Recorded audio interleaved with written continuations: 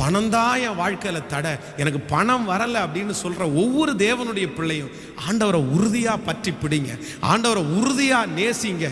அவர் நினைச்சாருன்னா உங்கள் காலுக்கு கீழே ஆசீர்வாதங்கள் வந்து குவியும், பணங்கள் வந்து குவியும். கர்த்தராலே ஆகாதது என்று ஒன்றும் இல்லை.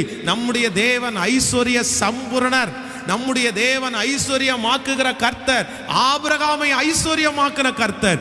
உங்க கையை ஆசீர்வதித்து வெறுமையா இருக்கிற கையை நிரப்பி அந்த ஒன்றும் இல்லாத கையை கர்த்தர் ஆசீர்வதித்து பெருக பண்ணி பலுக பண்ணி உங்க கை ஆசைப்பட்ட, நீங்க ஆசைப்பட்டதை உங்க கை வாங்குறதற்கு ஆண்டவர் உதவி செய்கிறார்.